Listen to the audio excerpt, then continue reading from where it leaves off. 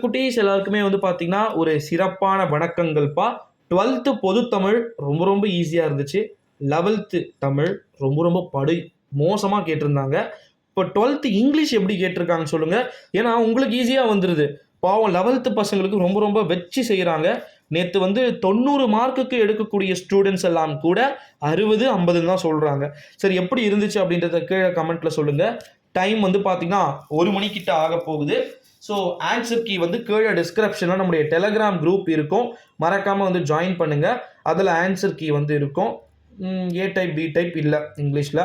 நாளைக்குலேருந்து தான் உங்களுக்கு ஆட்டமே ஆரம்பம். அதாவது நாளைக்குலேருந்துனா 8ஆம் தேதி கம்ப்யூட்டர் அப்ளிகேஷன் கம்ப்யூட்டர் சயின்ஸ் இருக்குது. அது நம்ம ஏற்கனவே அப்டேட் பண்ணிட்டோம். அது வேறு வியூஸ் போயிட்டுருக்கு. அந்த வீடியோஸையும் வந்து பாருங்கள். வாங்க இப்போ வீடியோக்குள்ளே போகலாம். 12th ஸ்டாண்டர்ட் இங்கிலீஷை பொறுத்த வரைக்கும் குறிப்பாக ஃபர்ஸ்ட் 20 மார்க்குக்கு நான் ஒரு மெட்டீரியல் வந்து கொடுத்துருந்தேன். 50 பேஜஸ் படிங்க, 90 மார்க்கை எடுங்க அப்படின்னு சொல்லியிருந்தேன். டீட்டெயில்ஸ் எப்படி இருந்துச்சு, கிராமர் பார்ட் எப்படி இருந்துச்சு, ஸ்பாட் த எரர் டைம் இதுக்கும் பற்றி இருக்காது. இங்கிலீஷ்க்கும் அதே சேம் டைம் பற்றி இருக்காது.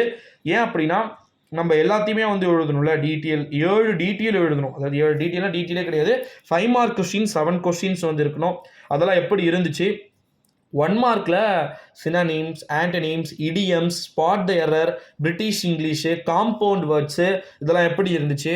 ரொம்ப கொஸ்டின் பேப்பர் பார்க்கும் போதே வெறுத்துட்டீங்களா இல்லை ஈஸியாக இருந்துச்சான்னு கீழே கமெண்ட்டில் வந்து சொல்லுங்கள். நெக்ஸ்ட் அடுத்த கட்டமாக வந்து பார்த்திங்கன்னா நம்முடைய 12ஆம் வகுப்பு மாணவர்களுக்கான ஆங்கில பொதுத் தேர்வு அப்படின்றது சில விதமான கொஸ்டின்ஸ் எதனா மிஸ்டேக்காக இருந்துச்சா. அதாவது இல்லை ப்ரோ இது வந்து நேற்று வந்து ஒரு ஸ்டூடெண்ட் 11th ஸ்டூடெண்ட்ஸ் நிறைய பேர் வந்து சொன்னாங்க திருக்குறள் வந்து புக்கில் இருக்கிறதே கேட்கல, சம்மந்தமே இல்லாமல் கேட்டிருக்காங்க அப்படின்ட்டு. ஸோ அதுக்கு கம்பல்சரி மார்க் உண்டு. அதே மாதிரி 12th எதனா இருக்கா, அப்புறம் டயலாக் ரைட்டிங் எப்படி இருந்துச்சு, சம்மரியாக எழுதுறதுக்கு டைம் கிடச்சா, டீட்டெயில் எப்படி இருந்துச்சுப்பா, ப்ரோஸு, போயம், சப்ளிமெண்ட்ரி 3த்துல இருக்கக்கூடிய டீட்டெயில்ஸ் எப்படி கன்வே பண்ணியிருந்தாங்கன்றத கீழே கமெண்ட்டில் சொல்லுங்கள். நெக்ஸ்ட் இதுக்கான ஆன்சர் கீ ஃபுல் ஆன்சர் கீழே ஃபஸ்ட்டு வந்து 1 மார்க்குக்கான ஃபஸ்ட்டு 20 ஆன்சர் கீ கீழே டிஸ்கிரிப்ஷனில் டெலகிராம் குரூப் லிங்க் இருக்குது. மறக்காமல் ஜாயின் பண்ணிக்கோங்க. அப்சர்வேஷன்லாம் எப்படி எழுதுனீங்க, நான் சொன்ன எஸ்பிஐ, ஜிஎஸ்டி, யூபிஐ இதுக்கெல்லாம் அதனால என்ன கேட்டிருந்தாங்க அப்படின்றதையும் வந்து கீழே கமெண்ட்டில் வந்து சொல்லுங்கள். ஸோ ஈஸியாக இருந்திருக்கும் இங்கிலீஷை பொறுத்த வரைக்கும்.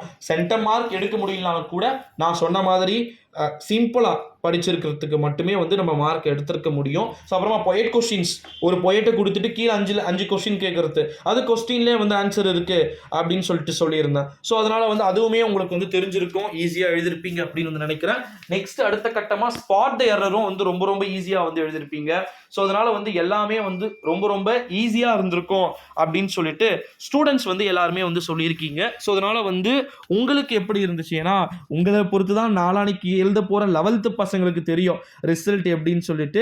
எனக்கு தெரிந்து ரொம்ப ஈஸியாக இருந்துச்சுன்னு சொல்கிறாங்க. ஸோ மறக்காமல் கீழே கமெண்ட்டில் சொல்லுங்கள். வந்துருங்கப்பா 125 அல்லது 130க்கெல்லாம் ஆன்சர் கீ வந்துடும். Thank you so much.